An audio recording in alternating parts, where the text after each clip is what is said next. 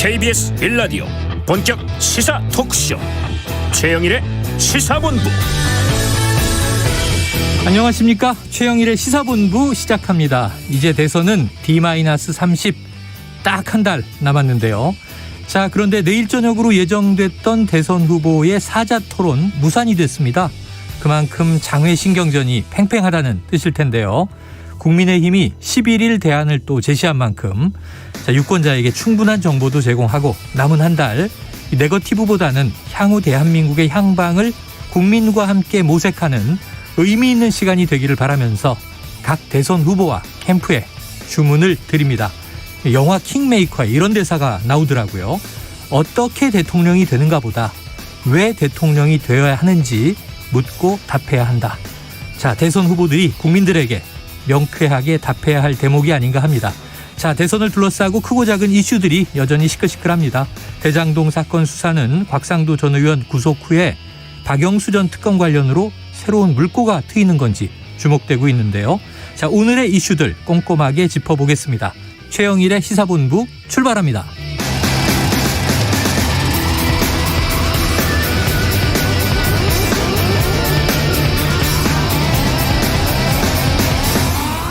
네, 1부에는요. 오늘의 핵심 뉴스를 한입에 정리해드리는 한입뉴스 코너 기다리고 있고요.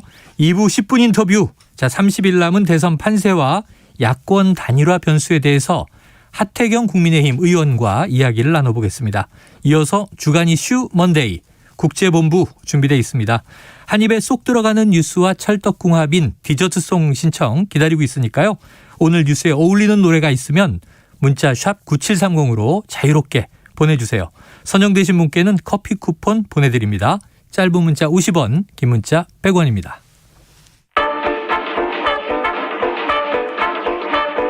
최영일의 시사본부 한입뉴스.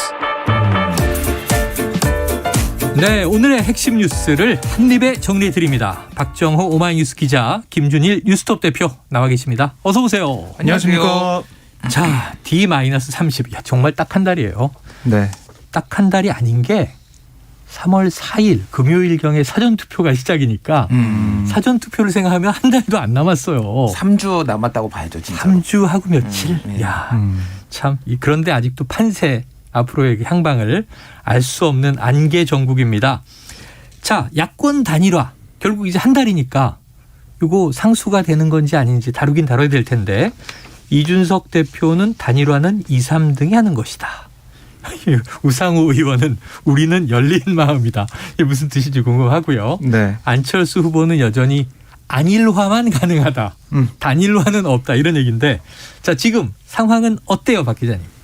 그러니까 지금 야권 단일화라는 얘기가 네. 수면 위로 올라온 것 같아요. 네. 이제 어떻게든 이게 앞으로 남아있는 대선 기간 동안 제일 큰 변수가 될 거라는 생각이 드는데요. 말씀하신 것처럼 이준석 대표를 포함한 권영세 선대본부장, 그러니까 국민의힘의 지도부 입장은 단일화는 없다.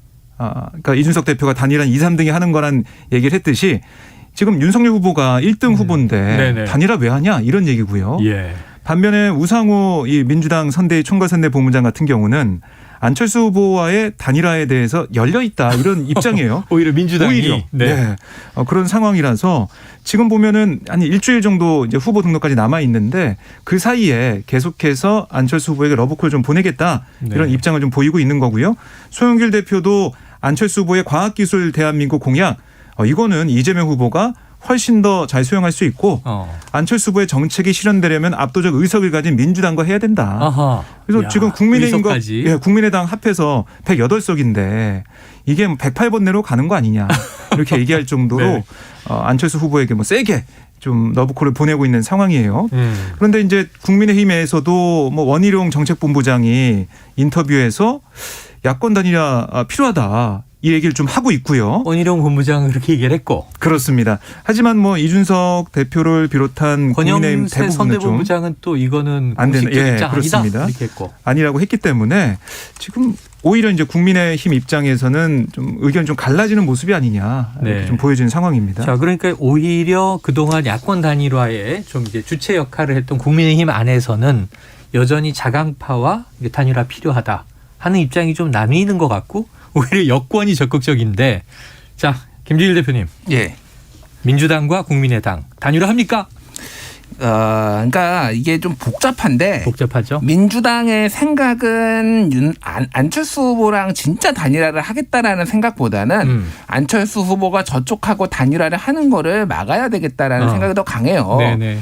왜냐하면은 1992년 선거 기억하실지 모르겠는데 그때 정주영 후보가 이제 나와서 3자 구도였잖아요. 맞습니다. 국민당. 근데 이제 김대중 후보가 고민을 했어요. 김영삼과 맞서기 위해서 단일화를 해야 되는, 그때는 단일화란 말은 없었지만은 이를테면 하지만은 내부에서 그 정주영 후보가 김영삼 후보의 표를 더 많이 갉아먹기 때문에 3자 구도로 가는 게 낫다라는 게 당시에 비슷하네요, 구도가. DJ 측의 판단이었어요. 이것도 마찬가지입니다.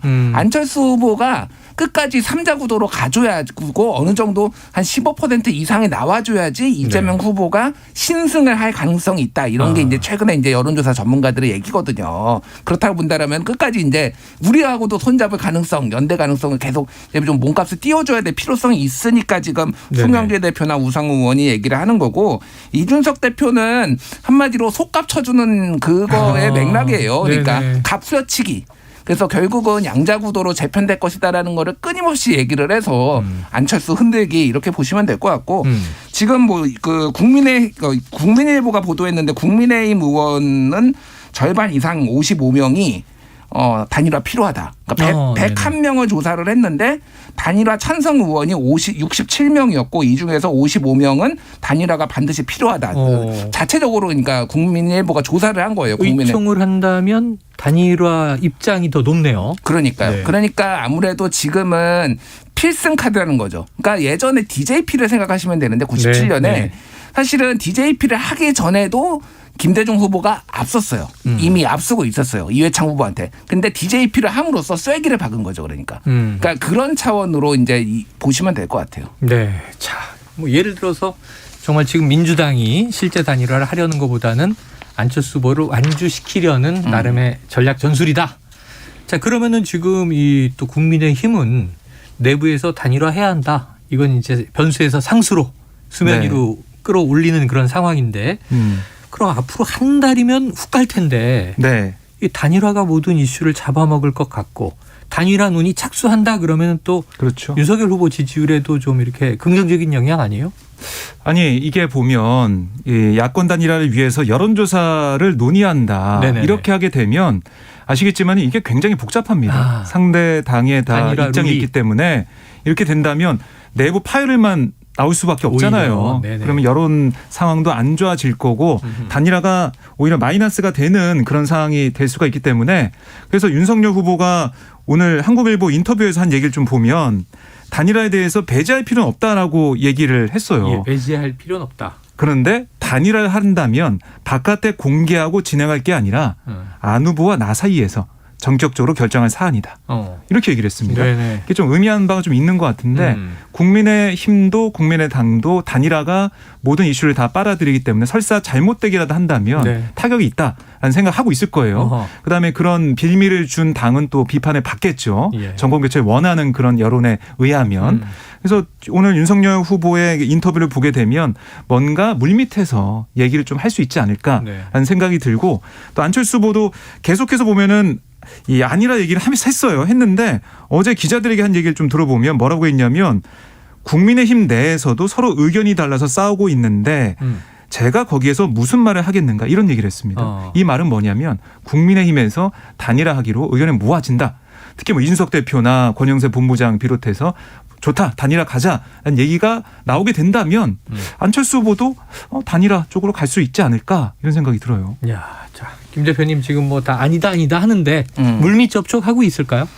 근데 아주 본격적으로 하지는 않을 거예요. 아직은 아니고 아까 이준석 대표가 이번 주 금요일에 2월 11일에 결정될 것이다라고 얘기를 한 거의 맥락을 좀 설명을 드리면은 2월 14일, 13, 14 그러니까 이번 주 다가오는 일요일, 월요일이 후보자 등록 신청이고요. 화요일부터 공직선거 운동이 그렇죠. 시작이 되잖아요. 그러니까 그 전에 해야 된다라는 거예요. 지금. 근데 지금 상황으로 보면은 대해서는 2월 11일까지 결정될 가능성은 거의 없다라고 보시면 될 며칠 것 안 같아요. 남았는데요. 그러니까 이게 거의 그러니까 치킨 게임처럼 심지어 11일에 지금 뭐 좀 미뤄진 토론이 열리느냐 마느냐 그게 그러니까요. 관심이고. 네, 그러니까 치킨 게임처럼 이게 흘러갈 가능성이 매우 높다. 누가 네. 더 아쉽냐. 이제 이 방향으로 갈 것 같아요. 아쉬운 쪽이 지는 거다. 숙이고 들어가야 되니까 말이죠. 네. 자, 지켜볼 문제입니다. 지금 뭐 많은 또 전문가들은 데드라인을 27일이다. 투표용지 인쇄하기 직전까지 단일화가 되면 되는데 그래도 시간이 얼마 남지 않았습니다. 자, 이재명 민주당 후보가 김종인 전 국민의힘 총괄선대위원장을 만났다. 그것도 심야 비공개 회동이다. 박 기자님, 네. 무슨 이야기가 오갔을까요? 어젯밤에 갑자기 어젯밤에. 속보로 나온 얘기인데 어제 오후 8시부터 9시 20분까지 1시간 20분 동안 네. 이재명 후보와 김종인 전 위원장이 만났습니다. 아. 김종인 전 위원장 광화문 사무실에서 만났는데 사무실에서. 그동안 만날 수도 있다. 만날 것 같다. 그랬죠, 이런 얘기를 많이 그랬죠. 나왔는데요. 어제 전격적으로 만난 거고요. 그리고 뭐 얘기를 들어봤더니 그 자리에서 분위기가 좋았다고 해요. 특히 이제 코로나 방역 대책과 서민 경제 극복 방안 여기에 대해서 얘기를 했는데 네. 아마 상당 부분 의견이 뭐 조율이 되고 합치되는 부분이 있었을 거라고 네. 추측이 되는 상황입니다. 회동에 보면은 어떻게 보면은 좀 이 상황이 앞으로 공개적으로 김종인 전 위원장이 이재명 후보 지지로까지 나오느냐? 아니다. 거기까지는 안 나오지만은 뭔가 이 만났다는 것 자체가 메시지로서 중도 외연 확장에 도움이 될 거다. 네. 이런 분석 여러 가지 해석이 좀 나오고 있는데요. 어쨌든 지금 경제 민주화라는 걸로 상징이 되고 있는 김종인 전 위원장 또 100조 지원해야 된다. 네. 그러니까 소상공인 지원에 대해서 강한 얘기를 했던 김종인 전 위원장과 이재명 후보가 만났다는 것만으로도 앞으로 선거 판세에 영향을 줄 수밖에 없는 거 아니냐. 왜냐하면 특히 국민의힘의 총괄선대위원장을 있다가 허수아비였다라고 얘기까지 할 정도로 네.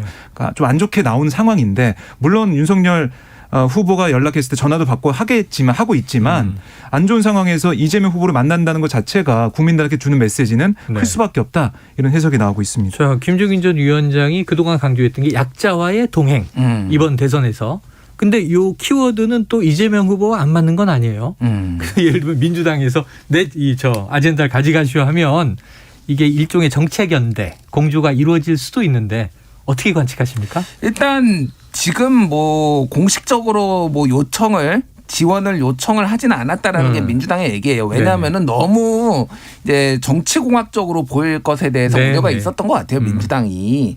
조언을 들을 수는 있으나. 예, 그러니까 저는 이거를 그러니까 좀 냄새를 풍기는 작전이다 이렇게 좀 보고 있어요. 고기 냄새를 막 풍기는 건가요? 예, 그러니까 이제 김종인이 우리 쪽에 좀 있는 것 같아 마음이. 사실 김종인 위원장의 예전에 보면은 이분이 발언을 많이 하시지는 않는데 그 주변에서 해석 투쟁이 벌어집니다. 김종인의 마음은 이거야. 아니야. 한마디를 툭 던지면. 네, 한마디를 던지면은 그래서 민주당에서는 어쨌든 지금 뭐 그 접전 상황에서 중도표를 한 표라도 좀 더 가져갈 수 있는 김종인을 조금 우리 편 쪽으로 보이게 만들고 싶다라는 강한 의중이 깔려 있는 것 같고요. 김종인 위원장 스타일은 오는 정치인 안 맞고 가는 정치인 안 잡는다라는 게 본인 스타일이에요. 네네. 그래서 광화문 사무실에 누가 온다고 하면 오세요.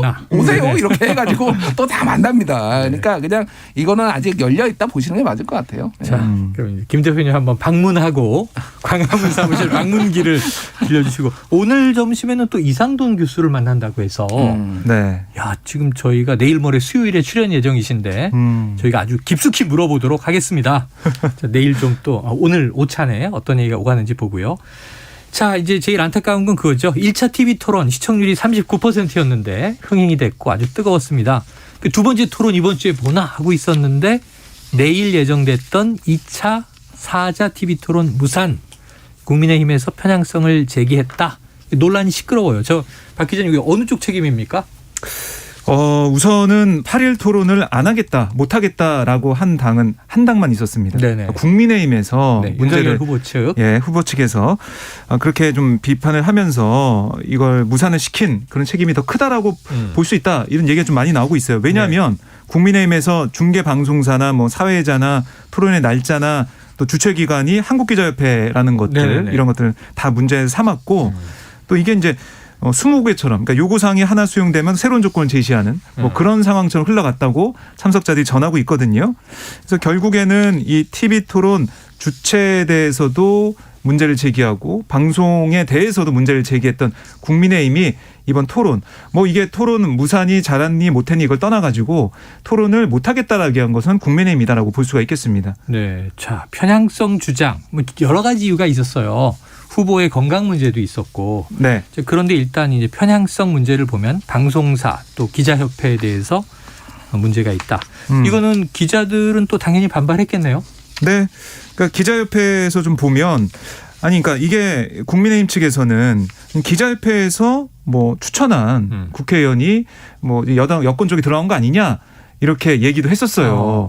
그런데 뭐 여기에 대해서 기자협회에서는 이 국민의힘 측에 아니 기자협회가 추천 처리했다. 뭐 이렇게 당시 상황을 설명하는 기사까지 내놓으면서 국민의힘의 그 입장에 반박하는 얘기를 했다고 하고요. 네.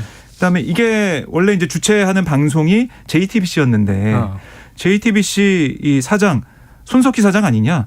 그분 편한적이지 않냐? 이런 얘기까지 했다고 해요. 근데 사실은 지금 손석희 사장이 아니죠. 지금 JTBC의 전 사장이죠. 네네네.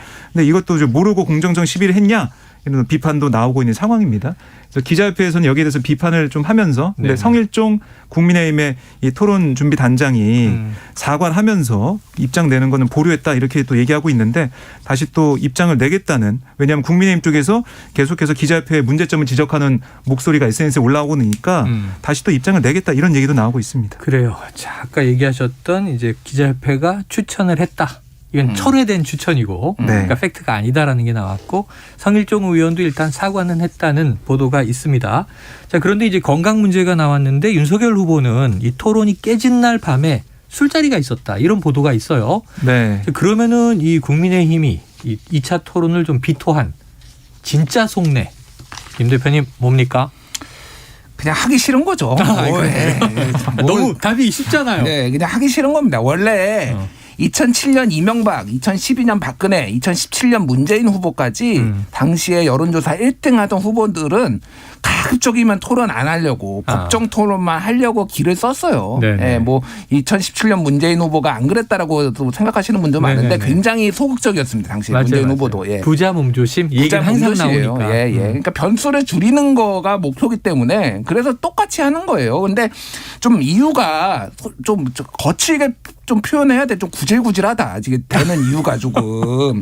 아니 한국 기자협회가 좌편향이면은 도대체 대한민국의 모든 기자는 다 좌편향입니까? 이 황상무 선거대책본부 공보특보 이분 KBS 기자 출신인데 왜 갑자기 여기 그 기자가 왜 여기 가가지고 지금 남의 보수 쪽에 가서 하고 본인은 그러면 뭐 보수 편향 아닌가요? 뭐 말이 되는 얘기를 해야죠. 그러니까 이게 그러니까 좀 참신한 얘기를 해라. 좀 이런 참신한 얘기를 해라. 좀 차라리 좀 납득되지 않는 얘기를 하지 말고. JTBC가 편향인 게 진행자가 누가 돼서 그 사람이 뭐 진행자가 마음에 안 든다 편향이다라고 하는 건 제가 이해를 하겠어요. 예를 들면은. 근데 전 지금 해외 순회 특파원으로 그 손석희 전 사장 지금 해외 나가거든요. 그러니까 도대체 이거 말이 되는 얘기를 해야죠. 그러니까 좀 납득이 되게 좀 하셨으면 좋겠어요. 저는 양쪽 얘기를 들어보면 말이죠. 여권 야권 다. 야권은 이 언론이 기울어진 운동장이라 그러시고 여권도 집권 여당인데도 또 이 언론이 기울어진 운동장이라 그러세요. 그래서 언론에는 여야 모두 지금 불만이 있거든요. 자, 어쨌든 이런 이제 상황이 있었는데 박 기자님 그런데 이렇게 무산되는 줄 알았는데 국민의힘은 11일에 하자 며칠 미뤄서 그러면 아까 김 대표님이 그 토론하기 싫은 거다 이렇게 꿰뚫어 버리셨는데 하자는 건 뭐예요? 그러니까 그 날짜에 하기 싫었던 것 같아요. 제가 봤을 때. 8일에 하기 싫었던 생각이 좀 들고 그러니까 후보의 건강 문제까지 얘기할 정도로 사실 건강 얘기는 잘 안 하거든요. 후보의 그러면 불리하게 보일 수 있죠. 그러니까 건강 어떻게 관리가 되느냐 안 되느냐 여러 가지 얘기가 나올 수 있기 때문에 그런 얘기 안 하는데 8일 토론 논의하는 자리에서 건강 때문에 또 며칠 미뤄야 된다 이런 얘기까지 했다는 거 아니겠습니까? 물론 여기에 대해서 국민의힘은 건강이 아니라 컨디션 문제였다. 와전됐다라고 해명은 했지만 어쨌든 이 얘기까지 나올 정도였는데 11일 토론을 얘기했어요. 이건 무슨 얘기냐면 8일에 하기로 했는데 아니 국민의당에서 안철수 후보 관훈 토론이 8일에 있어서 좀 미루면 안 되겠냐 며칠 그런 얘기를 해서 10일에 하려고 했더니 또 10일은 민주당이 좀 안 된다고 해서 11일로 하기로 한 거다 이렇게 얘기한 게 국민의힘 또 주장이에요. 하지만 거기에 대해서 국민의당은 아니 우리가 맨 처음에 8일이 겹쳐가지고 날짜가 좀 토론 날짜 얘기했지만 다른 여건, 다른 당 입장도 그렇고 못 옮기겠다고 해서 바로 철회했다. 우리가 맞추기로 했다. 네, 그래서 8일 그 날짜는 다 된다고 했다라고 했는데 그 문제는 국민의힘이 잘못 본 거다라고 얘기를 하고 있고 또 결국에는 11일에 하기로 한 이 토론 이걸 각 당이 또 합의를 해야 되잖아요. 네. 국민의힘은 하기로 했지만은 민주당과 정의당과 국민의당은 또 논의를 해봐야 된다 아니겠습니까? 그래서 아직 열릴지는 정확히 모르겠는데 제 느낌상은 열릴 가능성이 커 보여요. 네. 왜냐하면은 국민의힘을 제외한 다른 당들은 최대한 많이 열자라는 얘기를 많이 하고 있어서요. 그래요. 어쨌든 이게 토론도 그렇고 뾰족뾰족합니다. 뭐냐면 건강은 아니고 컨디션 때문에 좀 이제 시간 조절을 하자는 거다. 민주당은 이런 논평이 나왔어요. 네. 윤석열 후보 건강이 안 좋긴 안 좋은 것 같다. 폭탄주를 4잔밖에 안 드셨다. 뭐 이런 얘기를 해요. 네. 이런 거 팩트입니까 지금? 이게 저희 오마이뉴스의 보도인데요. 오마이뉴스 보도에 네. 이 박 기자님이 쓰신 거예요? 제가 쓴 거 아니고 제 후배들이 썼는데. 왜 기사를 안 써요 기자가? 박 기자님 기사를 본 적이 없어. 저는 방송을 통해서 또 네. 보도를 하고 있습니다. 말로 하는 기자. 네. 근데 지난 5일 그러니까 이 토론이 이른바 깨진 날이에요.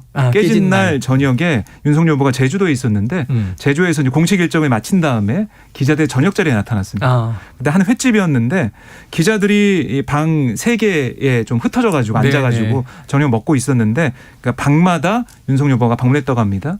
그래서 이 기사에 따르면은 이곳을 찾아서 각 방을 돌았고 방별로 술을 근데 여기서 이제 소주와 맥주를 섞은 저희 소맥이라고 부르죠. 네네네. 그 소맥을 한 2-3잔 정도 방별로 마셨다고 해요. 곱하기 3을 하면 6잔에서 9잔 정도 마신 셈이죠. 네네. 이렇게 했는데 아니 이게 논의 과정에서 건강에 문제가 좀 안 좋아서 건강이 안 좋아서 연기하자고 했는데 그날 저녁에 이렇게 소맥을 마신 이 상황 이거 어떻게 봐야 되냐 이런 지적이 있었고 거기에 대해서 민주당은 아니 이거 건강관리 어떻게 하는 거냐 이런 얘기도 나왔고 아니면은 이게 건강관리는 토론을 무산시키기 위한 거짓말이었냐 이런 비판도 나오고 있는 상황입니다. 네, 우상호 의원 그러니까 민주당 총괄선대본부장입니다. 이런 얘기를 했네요. 윤 후보가 건강이 이상한 건 사실인 것 같다. 왜냐하면 폭탄주를 이제 20잔씩 드시는 분이 제주에서 1-2잔밖에 못 드신 걸 보면 상당히 건강이 악화한 것 아니냐 이제 비꼬는 거죠. 그렇게 지금 이 소소한 팩트들을 가지고도 아주 뾰족뾰족하고 칠한 상황이다라는 거를 보여주는 장면들인 것 같습니다. 자, 지금 12시 42분을 넘어서 43분으로 가고 있는 시간인데요. 점심시간 교통 상황 먼저 확인하고 오죠. 교통정보센터의 오수미 리포터 나와주세요. 네, 시각 교통정보입니다. 점심시간대를 보내면서 교통량도 적고 정체도 짧은 구간에서만 나타내고 있는데요. 다만 영동고속도로 인천 방향 서창 분기점 진출로 2차로에 화물차와 관련한 사고가 발생했습니다. 지장을 받아 뒤따르는 차량들 밀리고 있고요. 그래도 서창 분기점 사고 지점 외에는 모든 구간에서 수월하게 지나실 수가 있겠습니다. 수도권 제1순환고속도로 송내를 중심으로 양방향 모두 밀리고 있습니다. 경부고속도로 서울 쪽으로는 양재부터 반포 사이로 7km 구간에서 정체고요. 반대편도 한남에서 서초, 신갈에서 수원까지 속도가 줄어 있습니다. 천안 논산간 고속도로 논산 쪽 차량터널 지나는데 정체와 서행을 반복하고 있습니다. 지금까지 KBS 교통정보센터였습니다.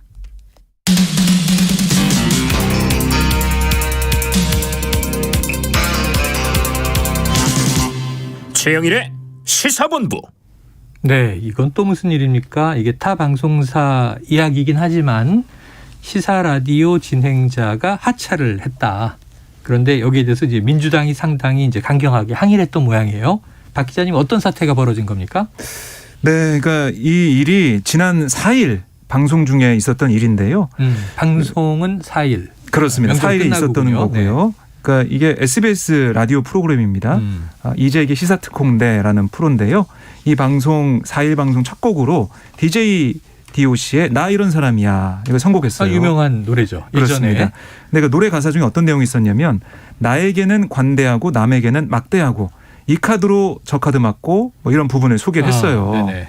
그래서 여기에 대해서 이걸 뭐 카드 얘기가 나오니까 아무래도 이 얘기에 대해서 민주당 쪽에서 공정성 문제를 제기한 걸로 지금 알려지고 있고요.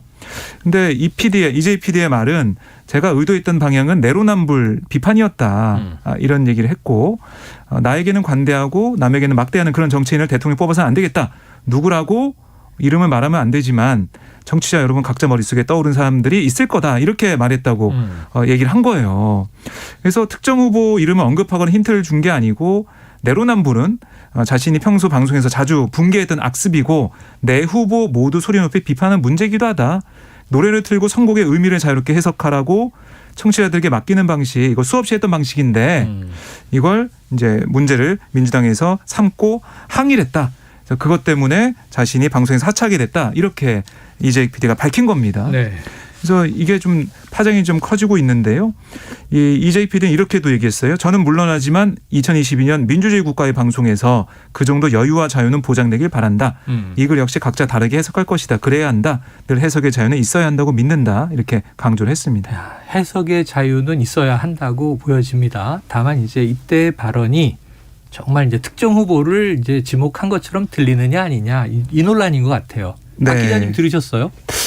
저는 직접 못 듣고 네네. 내용을 봤는데 이게 어떻게 보면은 나에게는 관대하고 남에게는 막대하고 그런 정치인 뽑아서는 안 되겠다. 네. 그다음에 이 카드 저 카드 맞고 이 부분을 얘기하면서 했는데 이게 이 부분만 듣고 나서 어떤 특정 후보에 대한 뭐 누굴 뽑지 말라, 누굴 뽑아라 이런 얘기를 해석은 다 자유가 있겠지만 제가 네. 듣기에는 그렇게 해석하기에는 좀 무리가 있지 않았는 생각이 들어요. 네. 또 이제 카드라는 표현이 등장하는 것도 최근에 이제 어떤 특정 사건에 대한 보도와 네. 연결된 거 아닌가 하는 생각이 들기도 하고.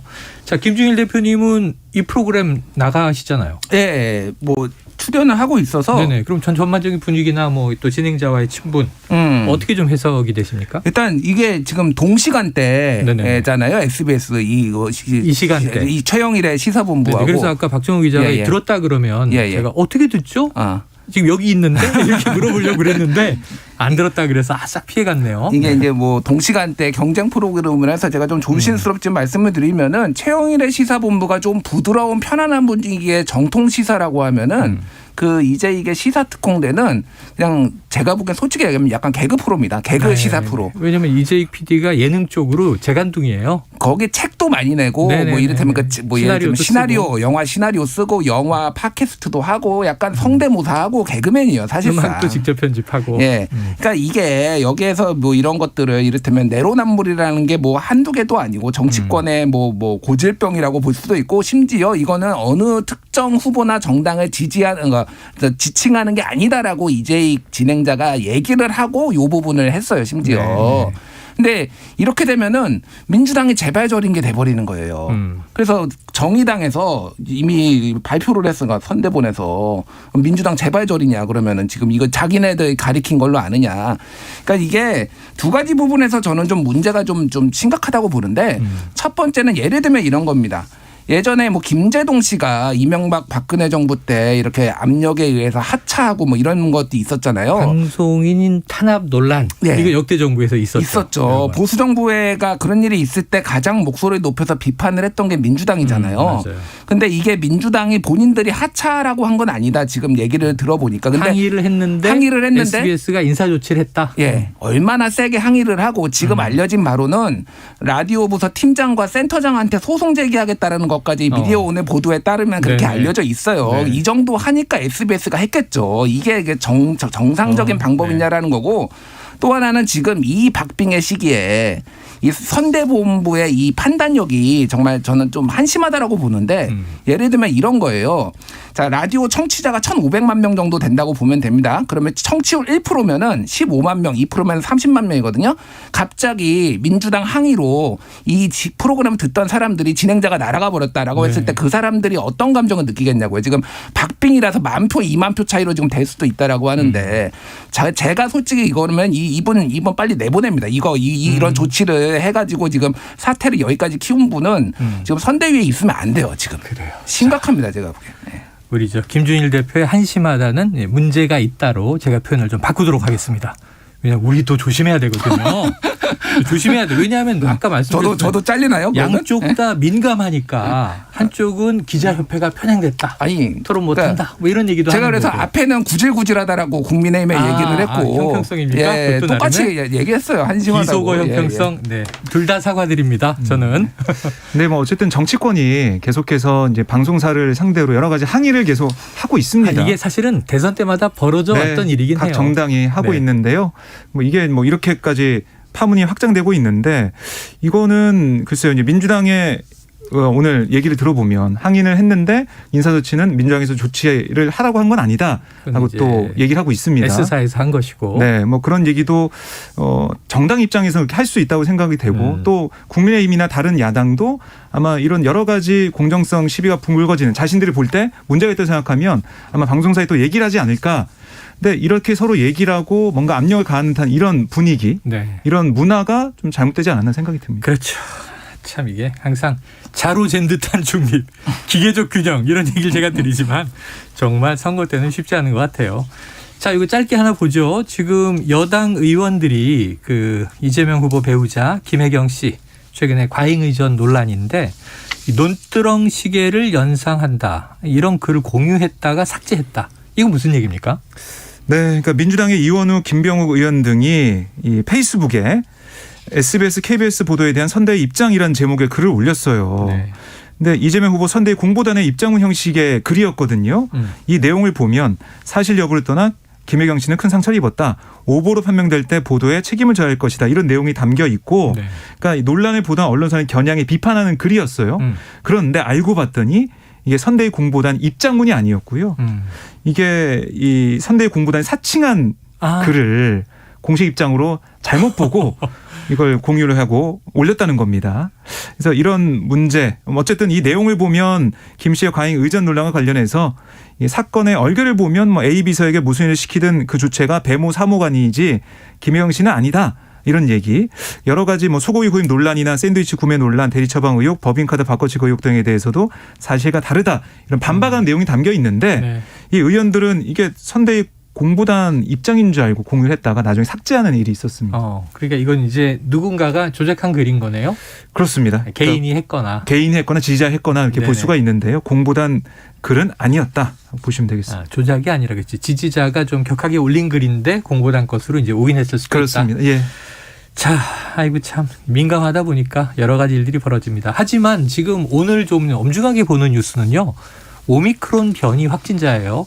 3만 5천 명대가 나오고 어제 뭐 3만 7천 명, 8천 명대 나오고 3만 8천 명 나왔죠. 그러니까 사실은 이 주말 효과라는 게 없어져 버렸고 그럼 평일엔 더 나오는 거 아닌가 싶은데 정은경 질병관리청장은 2월 말에 확진자가 10만 명까지 갈 수 있다가 아니라 13만에서 17만 명까지 갈 수도 있다. 김 대표님 이게 가능합니까? 뭐 정은경이라면 믿어야죠. 우리가 다른 사람도 아니고 믿고 정은경 듣는 청장님. 예, 그러니까 방역의 이거는 수장. 예, 이제 숫자도 중요한데 숫자가 문제가 아니라 관리의 문제가 돼야 될 것 같아요. 이제는. 네네. 예, 그래서 지금 재택 치료가 사실은 감당할 수 있는 수준의 80%가 지금 찼거든요. 네. 이거를 지금 그 용량을 캐파라고 하죠. 그 늘리는 게 지금 급선무다 이렇게 봐야 될 것 같습니다. 걱정입니다. 개인 방역수칙 철저히 지키시고요. 2월 3일 이후에 검사 체계와 그리고 지금 치료도 지금 바뀌어 있습니다. 네. 이거 숙지하고 계셔야 될 것 같습니다. 한입뉴스 오늘 여기서 정리하죠. 박정호 기자, 김준일 대표 고맙습니다. 감사합니다. 고맙습니다. 자, 오늘 디저트송 청취자 1443님. 정치 참 복잡하네요. 이럴 때일수록 미워도 다시 한번 생각하는 마음에서 바이브의 미워도 다시 요거 가사에 카드 이런 거 안 나오겠죠? 안전한 곡으로 틀어야 돼요. 바이브의 미워도 다시 한번 듣고 저는 2부로 돌아옵니다. 많이 바쁜가 봐요. 이미 다른 사람 품에 안긴 너인데 나 미워도 다시 한 번만 나 싫어도 다시 한 번만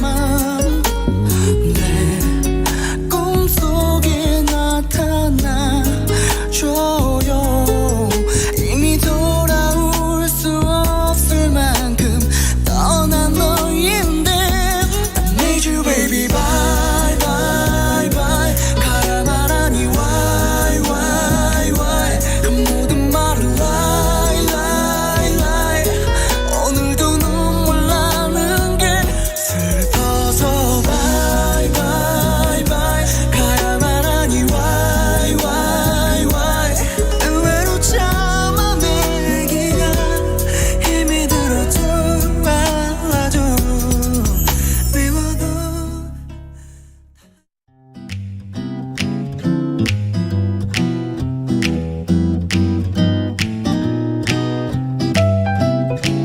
안녕하세요. 바른말 고운말입니다.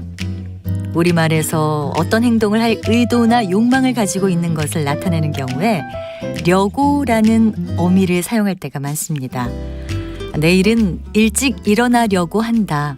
또 집을 옮기려고 알아보고 있다 같이 말이죠. 이렇게 일상적인 대화에서 어미 려고를 많이 사용한다면 그보다는 조금 더 격식 있는 표현을 할 때나 공식적인 상황에서는 하고자라는 어미를 많이 사용합니다.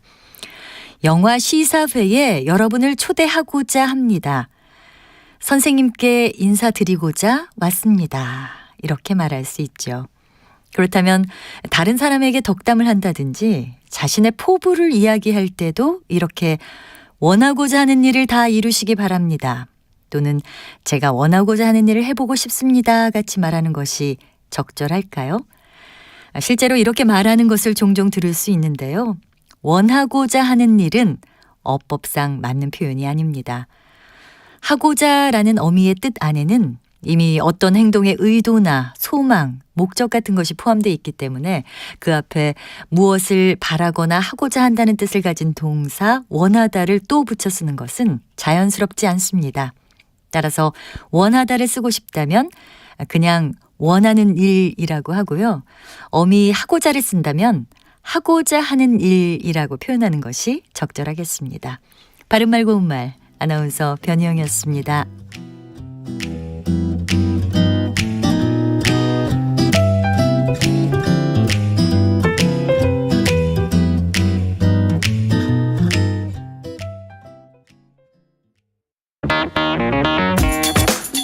시선은 뜨겁다.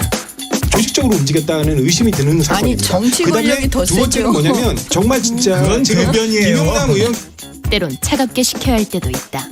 그러니까 너는 죄가 있어. 이렇게 판단하는 건 잠시만요. 제가 아까 말씀드렸잖아요. 이제 그만 문제라고. 잠깐 끊고 가겠습니다. 시선은 시원하다. 이처럼 소가 화장실을 이용하면 배설물을 한 곳에서 처리할 수 있으니까 온실가스 배출량을 획기적으로 줄일 수 있다고 하는군요. 시원한 바람처럼 기분 좋은 소식이 있다. 시사의 핫앤쿨 KBS 1라디오에 다 있습니다. 평일 저녁 7시 20분 정준희 교수의 KBS 열린 토론, 평일 밤 10시 5분 김성환의 시사야. 많은 청취 바랍니다.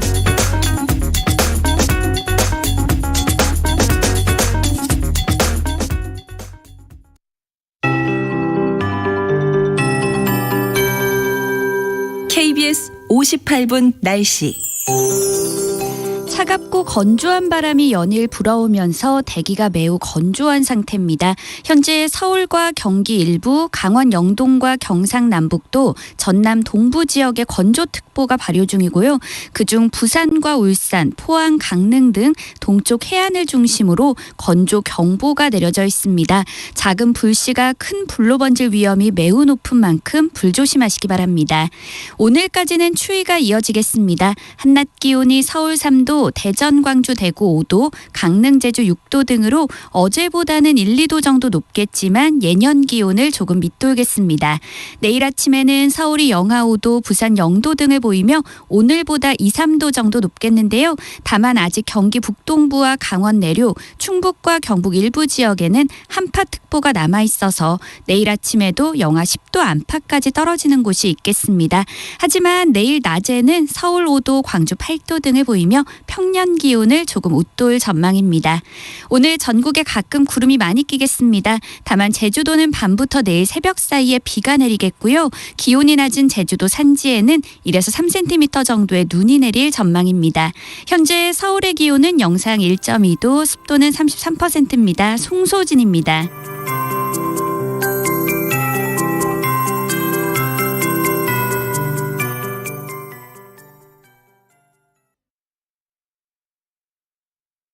정성을 다하는 국민의 방송 KBS가 한시를 알려드립니다. AM 711kHz, FM 97.3MHz, KBS 1라디오입니다. HLKA.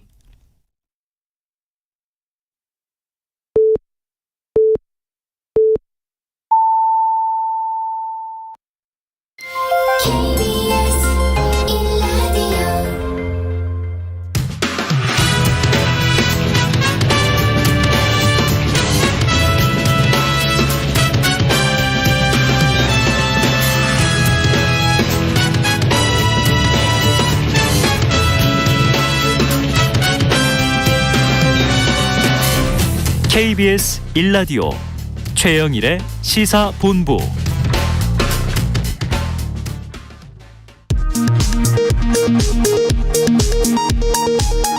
이 시각 라디오 정보센터 뉴스입니다. 정은경 질병관리청장은 코로나19는 계절 독감보다는 전파력이 훨씬 높고 치명률도 2배 이상 높기 때문에 계절 독감처럼 관리하기에는 시기상조라고 밝혔습니다. 앞으로는 가족 가운데 코로나19 확진자가 나오더라도 예방접종을 완료한 동거 가족은 별도의 자가격리를 하지 않아도 됩니다. 국방부는 오늘 한미일 사드의 추가 배치를 검토하고 있지 않다는 입장을 밝혔습니다.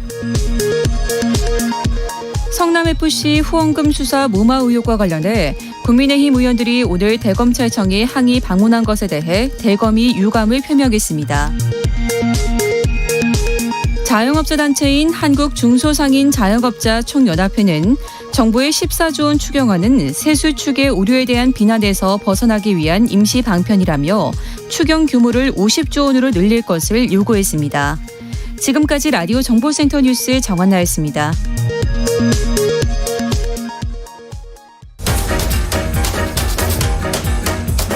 최영일의 시사본부 10분 인터뷰. 네, 이슈의 핵심을 콕 짚어드리는 10분 인터뷰 시간입니다. 오늘로 대선이 딱 30일 남았죠. 지지율 혼전 속에 야권에서는 단일화가 남은 대선 변수로 떠오르고 있고요. 자, 국민의힘 하태경 의원을 전화로 연결해서 관련 이야기를 들어보겠습니다. 하 의원님 안녕하세요. 예, 안녕하세요. 하태경입니다. 네, 목이 조금 잠기셨어요. 예, 약간 네. 코로나는 아닙니다. 요즘에 아이고. 요즘에 또 목도 많이 쉬실 시기이기도 합니다. 대선이 딱 한 달 남았는데요. 현재 판세와 민심의 흐름 어떻게 보고 계세요? 지난번 이제 토론 때도 민주당에서는 윤석열 후보가 토론을 기피하고 토론하면은 이제 한 방에 끝난다 그런 식의 자꾸 선동을 해왔는데 네네. 실제로 이제 토론 뚜껑 열어 보고 또 오늘 보면 국민들 이제 대체적인 평가가 나왔잖아요. 네네. 그 윤석열 후보가 토론에서도 거의 밀리지 않았다. 오히려 더 잘했다라고 생각하는 국민들이 더 많더라고요. 네네. 그래서 그것뿐만 아니라 그전에는 윤 후보 배우자 X파일이 있고 X파일 까면은 또 선거는 그냥 끝난다. 근데 실제로 선거가 끝난 게 아니라 MBC 스트레이트가 끝났잖아요. 네, MBC. 네. 스트레이트 방송이 스트레이트 펀치 한번 맞고 그냥 끝나버렸는데 네. 그래서 민주당이 좀 계속 헛방을 때리고 또 너무 근거가 없는 네거티브에 의지하고 이러면서 전반적으로 비전과 대안 그리고 긍정적인 미래 이런 이미지가 윤석열 후보 측으로 왔다. 그리고 이재명 후보는 본인이 의도했든 안 했든 간에 상당히 부정적 이미지 이런 게 좀 더 축적되고 있는 게 아니냐 하는 생각입니다. 네네. 자, 여당 쪽의 부정적 이미지, 야당은 오히려 예상보다 여당이 예견했던 것보다 순항하고 있다. 이렇게 이제 해석을 해주셨습니다. 지금 토론 말씀 주셨으니까요. 이번 네. 주에 또 한 번 사자 토론을 보는 거 아닌가 하고 기대감이 컸었는데 이 주말에 실무 협상 과정에서 결렬이 이제 선언이 돼서 이게 지금 국민의힘 쪽에 좀 책임이 더 큰 거 아니냐 하는 얘기가 나왔어요. 한번 여쭤보겠습니다. 이 논란은 어떻게 보고 계세요? 안 그래도 제가 그 협상단한테 좀 물어봤습니다. 어떻게 된 건지. 네네. 그래서 우리 측이 토론 합의를 했다가 깨고 좀 말을 바꾼 게 아니냐. 네네네. 이런 이야기인데 그 협상단 이야기는 저희들 입장은 지난번에 첫 번째 토론이 지상파 3사 합동 방송을 네, 했잖아요. 맞습니다. 그래서 이번에는 종편 4사 내지 뉴스 전문 방송 2개 해서 6사 네네. 합동 방송을 하고 그렇게 토론을 진행하자. 그렇게 일관되게 쭉 이제 주장을 해 왔다고 합니다.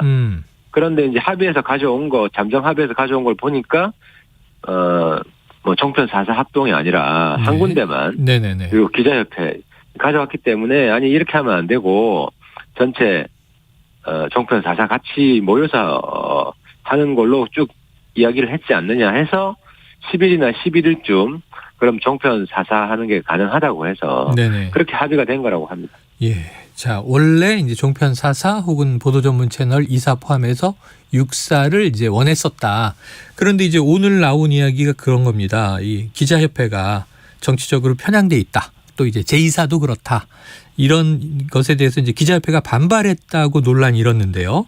그럼 편향성 문제는 아닌 겁니까? 그거는 뭐 주된 이유는 아니라고 하고요. 이제 그런 이야기는 그 협상 단장 통해서 나온 게 아니라 이제 개인적인 발언 같은데 저는 그 부분은 좀 문제가 있다고 생각하고 좀 사과했으면 좋겠습니다. 아이고 성일종 의원이 사과했다는 이야기까지는 나왔습니다. 나왔나요? 네네네. 예. 그래요. 개인적인 발언이었고 사과한 것이다. 이렇게 이제 이해를 해보고요. 개인의 감정이 뭐 있었던 것 같은데 그걸 뭐 굳이 이야기할 필요는 없었죠. 자, 이제 토론 외에는 남은 이제 30일 기간 동안 최대 변수를 꼽는다면 야권 단일화를 많은 전문가들이 꼽더라고요. 예. 그런데 어제 원희룡 이 정책본부장은 단일화 필요성을 공개 언급을 했고, 그리고 또 이제 권영세 이 선대본부장은 이거 공식적 입장 아니라고 또 이제 부정을 했고, 지금 국민일보가 국민의힘 국회의원 절반 이상이 단일화 필요하다는 입장이다라는 보도까지 나왔는데 당내 실제 분위기는 어때요, 의원님? 일단 이제 단일화에 대해서 우려하는 목소리가 있는 것도 사실이잖아요. 이준석 대표도 반대하고 있고. 근데 이제 제가 좀 분명히 드리고 싶은 말씀은 어떤 경우에도 뭐 단일화가 이루어진다고 하더라도 윤석열 후보의 핵심 정책은 바뀌지 않는다. 특히 이번에 2030 청년 세대들이 반드시 해야 된다고 생각하는 여가부 폐지라든지 이런 공약들은 뭐 단일화 유무와 상관없이 그냥 일관되게 그리고 강하게 추진할 거고요. 그리고 오늘 보니까 윤석열 후보 본인 이야기들이 좀 나왔더라고요. 그래서 그 내용이 좀 많은 걸 좀 분명히 해주고 있다고 생각이 되는데 그 핵심은 그런 것 같아요. 후보 간 담판에 의해서 이제 통 큰 단일화는 배제하지 않는다 하는 것이고, 그래서 현실적으로 좀 결단을 해야 되는 측은 저희보다는 안철수 후보 쪽이라는 생각이 듭니다. 왜냐하면 저희는 현재 여론조사 수치 나오는 걸 보면 자력 승리가 가능하잖아요. 아주 큰 차이는 아니더라도. 현재 상황에서 그렇게 보이죠. 그렇죠. 그리고 안철수 후보는 자력 승리가 어렵지 않습니까? 때문에 단일화를 했을 때 최종적으로 누구의 결단이 필요한 거냐 하는 점은 좀 분명해지고 있는 것 같고요. 그런 점에서 이제 윤석열 후보가 어떤 공동정부, 과거에 이제 DJ, JP 연대 같은 게 있었잖아요.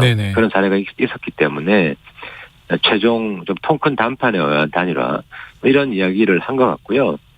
그러나 이제 이준석 대표가 말한 단일화는 여론조사 룰을 만들고 그 협상을 통해서 단일화하는 이제 서울시장 단일화 같은 그런 단일화를 말하는데 그런 단일화를 반대한다는 건데 윤 후보도 여론조사 룰을 통해서 단일화하는 거는 좀 별로 선호하고 있는 것 같지는 않아요. 아침 인터뷰를 보니까. 후보 담판 방식이다. 그래서 큰 차이는 없다 내용상. 자, 하 의원님은 단일화 필요성, 개인적인 소신은 어떠십니까? 저는 이대로 쭉 나가도 충분히 이길 수 있다 하는 생각이고. 자강할 수 있다. 예, 충분히 자력 승리가 가능하다는 생각인데 조금 불안해하는 국민들이 있지 않습니까? 그렇죠. 그래서 저는 결국은 누구로 단일화라는 점들이 좀 분명해지고 있는 것 같거든요. 그러니까 안철수 후보 측에서 안철수로 단일화란 고집을 계속 유지하면 단일화는 어렵지 않겠습니까? 그래서 이제 그런 점들이 안철수 후보 측의 어떤 통큰 결단 양보 이런 게 전제돼야 단일화가 가능한 게 아니냐는 생각입니다. 안철수 후보는 안일화만 가능하다 이렇게 얘기하고 있는데 그건 어렵다 하는 말씀 주셨고요. 자, 그러다 보니까 여권에서도 이재명 후보와 한번 양자 토론을 했습니다. 김동연 이 새로운 물결 후보 단일화 추진 이야기가 나와요. 혹시 어떻게 보세요? 솔직히 별로 관심 없고요. 큰 의미는 없는 것 같아요. 큰 의미 없다. 예. 알겠습니다. 파급력도 없을 것이다. 예. 예. 자, 다른 이슈로 넘어가 보겠습니다. 지금 이재명 후보의 배우자 김혜경 씨와 관련해서 이제 과잉 의전 논란 설 명절부터 계속 나오고 있죠. 또 법인카드 사적 유용 의혹. 자, 이 논란의 본질 어떻게 좀 보고 계세요? 그 가장 중요한 것은 그 공공 권력을 사유화한 거 아니냐. 사실 이재명 후보가 그때 한 달 전쯤에 그 배우자 의전을 전문적으로 담당하는 직원을 뽑은 일이 없다라고 그 관훈 클럽인가요? 어디 토론에서 아주 강하게 이야기를 했는데 그게 사실이 아니라는 게 드러났잖아요. 그래서 권력을 사적으로 쓴 문제이기 때문에 이건 굉장히 이 질이 안 좋은 거다. 그래서 좀 근데 여태까지 사과를 여러 번 했는데 사과 내용이 이 다른 걸 사과를 했어요. 그러니까 자발적으로 잘 보이려고 한 것을 견제를 못한 것을 사과드린다 이런 식의 사과를 했더라고요. 근데 많은 국민들은 아니 이게 후보잖아. 배우자가 직접 시키지 않으면 어떻게 이런 일이 일어나냐. 예를 들어 뭐 폐경 치료제, 폐경 완화제죠. 그런 약을 샀다든지 그리고 또 무슨 음식 주문을 했다든지 예, 그리고 뭐 심지어 후보자 이재명 후보 본인 카드를 썼잖아요.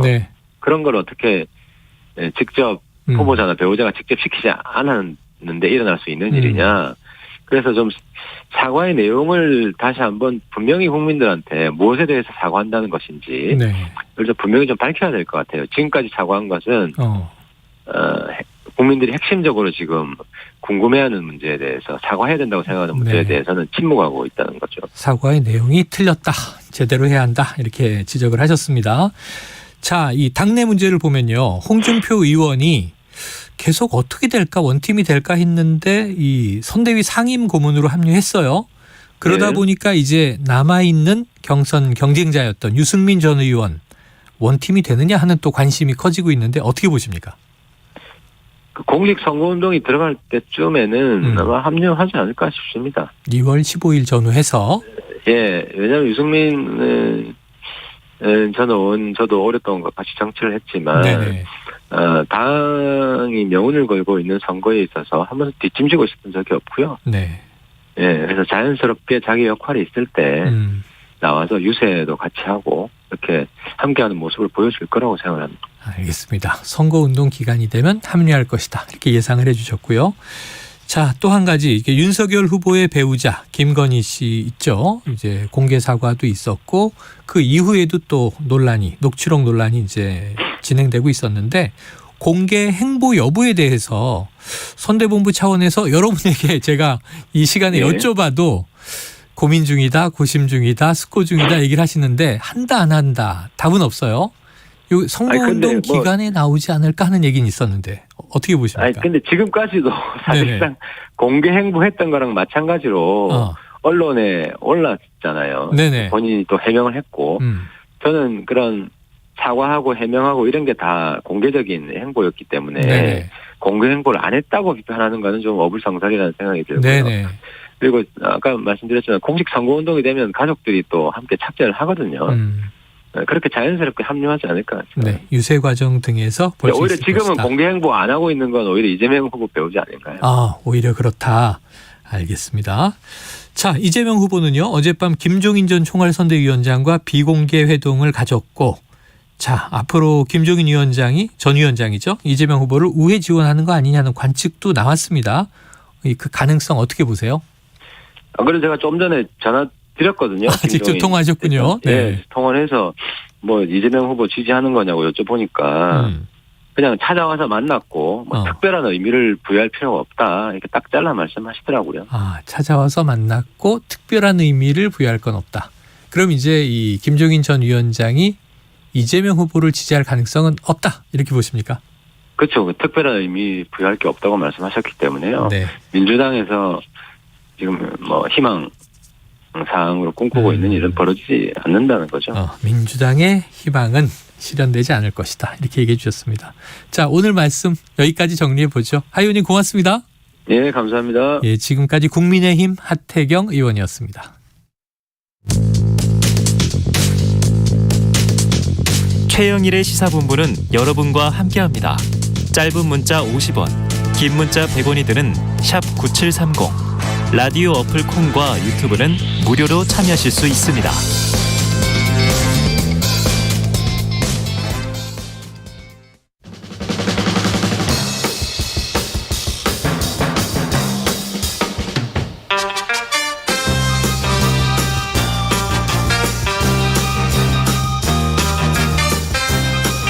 네. 자, 매주 월요일 주말 사이 뉴스들을 정리하고 주간 이슈를 미리 살펴보는 주간 이슈 먼데이 시간입니다. 톡 쏘는 사이다처럼 주간 이슈를 해설해 주시는 시사계의 피오나 공주. 이게 오랜만에 뵙는 느낌이죠. 노영희 변호사 나오셨습니다. 어서 오세요. 안녕하십니까. 오래 기다렸어요. 그러니까요. 네네. 너무 보고 싶었어요. 근데 이제 뭐 재판도 있으시고 막 네. 바쁜 일정이십니다. 네. 자, 이분이 안 계시면 안 되죠. 조합의 완성입니다. 시사래퍼 랩진봉 성공회대 신문방송학과 최주문 교수님 나오셨습니다. 안녕하십니까. 어서 오세요.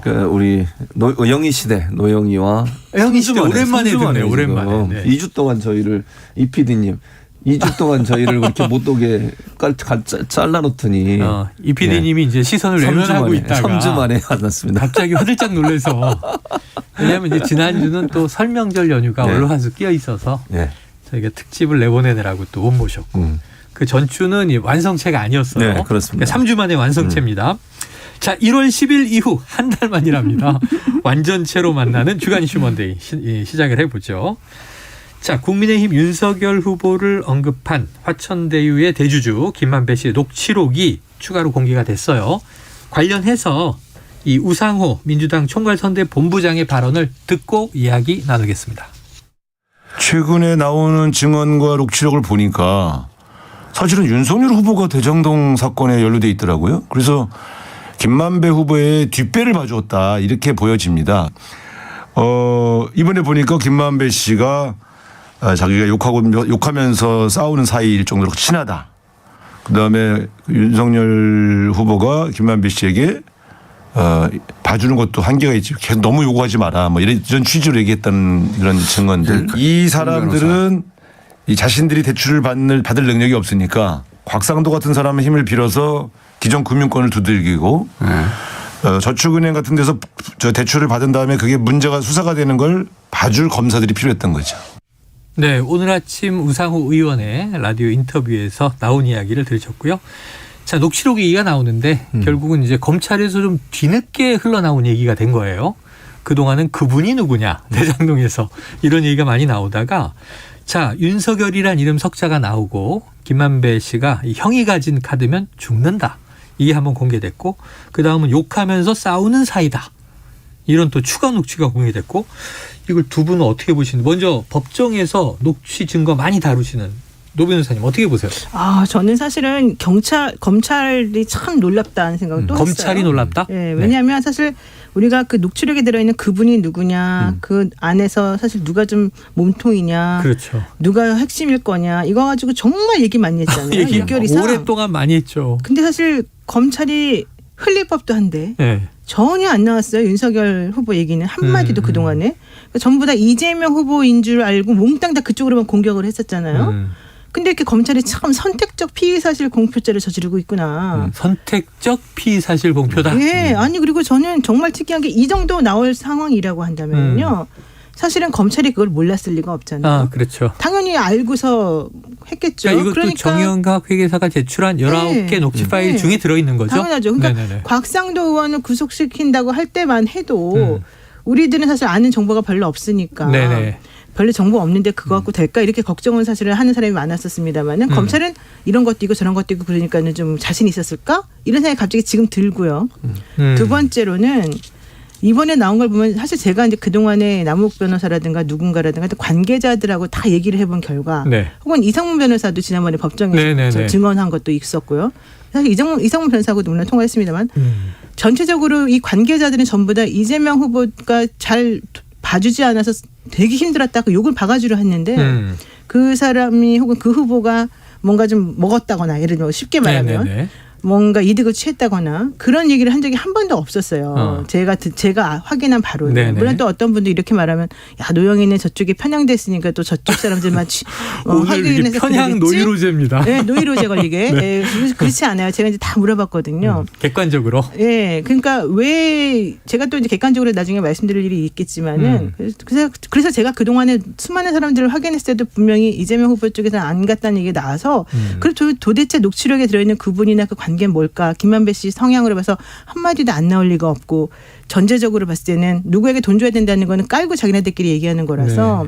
저는 그게 참 궁금했는데 이번에 계속해서 나오는 것들을 보게 되면 결과적으로는 한 분을 가리키고 있고 한쪽을 가리키고 있구나가 나와서 일단 첫 번째 제가 놀란 거는 그거예요. 아 우리 검찰이 정말 과묵하구나. 어떻게 이렇게 선택적으로 마음대로 과묵할까. 예. 그러니까 말씀하신 대로 그렇습니다. 12월에 곽상도 전 의원 영장이 한번 기각됐고 네네. 이번에는 다른 뭐 좀 정황 증거들이 더 추가돼서 결국 구속이 됐는데 그 사이에 새로운 녹취 하나 나온 게 이때도 김만배 씨 얘기가 또 새로 나왔잖아요. 네. 예를 들면 그 아무개 아버지가 돈을 달라고 해서 골치가 아프다. 그럼 이거 대가성이 있는 거 아닌가? 하는 이제 추정되는 정황에 아니 녹취 19개가 제출됐다는 얘기는 애초에 나왔는데 그 안에 있는 것들이 끊어서 나오니까 참 답답한 측면이 있고요. 자, 1차 녹취가 공개된 이후에 검찰이 관련된 내용을 수사한다. 이런 보도는 봤습니다. 근데 수사가 어디까지 어떻게 진행됐는지는 아직 이제 모르겠어요. 실제로 대선 전에 수사가 이루어질 가능성. 최 교수님 어떻게 보세요? 그러니까 이 문제를 윤석열 후보 관련해서 했거든요. 노영희 변호사가 다 설명하셨지만 네. 이런 이제 연관성이 나왔잖아요. 그럼 과연 수사를 할까? 저는 대선 전에 그 결과를 발표하지 않을 거라고 봅니다. 개인적으로. 근데 그래서 문제라고 보는 거죠. 검찰이 그러면 안 되는 거거든요. 아니 예를 들어서 이 녹취록을 검찰은 그 전에 이미 가지고 있었던 거잖아요. 처음엔 이거 복사 안 해줘가지고 노영희 변호사님 맞죠? 처음에 이거 복사 안 해줬다가 나중에 변호인들이 복사해달라니까 복사해줘서 나온 거예요. 녹취를? 네, 녹취록이. 검찰은 이미 알고 있었어요. 그럼 처음에 정영학 녹취록 가져왔을 때도 윤석열이가 있었던 거 있었잖아요. 근데 그 전에 왜 그분 얘기만 나왔을까요? 그러면 그분에 대해서는 얼마나 또 공격을 했습니까? 그분이 마치 이재명인 것처럼. 근데 거기에 대한 아무런 증거도 없어요. 근거도 없고 연관성도 없고. 근데 여기는 윤석열의 이름 석자가 나왔습니다. 그분이라는 것을 누구를 지칭하는지 모르는 상태에 나온 거라면 윤석열이라는 이름은 이름 자체가 명확하게 명시가 돼 있어요. 그리고 지금 녹취록의 내용을 보면 그냥 상갓집에서 한두 번 먼 눈발치에서 눈인사했을 정도의 사이라고 보기 어렵다는 거죠. 그리고 부산저축은 부실대출 사건과 관련해서 그 피의자의 변호사가 박영수 특검이잖아요. 근데 그 박영수 특검을 소개해 준 사람이 김만배 씨예요. 그 이런 연관성을 본다고 하면 그 윤석열 씨와 또 특검에서 함께 일을 했고 예전부터 잘 아는 분인 것 같고 이런 부분들이 결국은 연관이 되면 이 문제가 그냥 가볍게 넘겨갈 문제는 아니라고 보는데 검찰은 왜 이쪽 분야에 대한 수사를 안 했을까?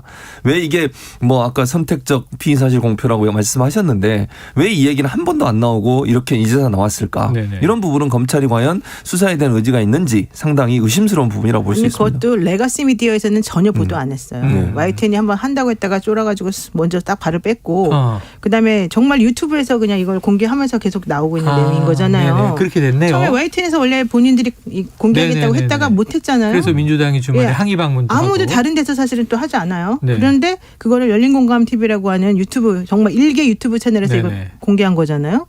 정말 특이한 게 이렇게 중요한 부분들인데 왜 그동안에 한 번도 공개가 안 되고 실제 보도하는 데도 없냐. 이게 저는 매우 궁금해요. 네네. KBS 반성하세요. 반성. 아유, 오늘 그냥 언론사들이 패널들한테 막 혼나는 날이군요. 자, 이 국민의힘에서는 이 얘기를 하고 있어요. 왜냐하면 김만배 씨가 예전에 나 녹취하는 거 알고 일부러 그런 발언들을 했다라는 취지 이야기를 흘린 적이 있어요. 국민의힘은 김만배 씨가 녹취 사실을 알았기 때문에 일부러 거짓말한 거 아니냐. 본인이 그런 취지 얘기를 한 적 있지 않느냐.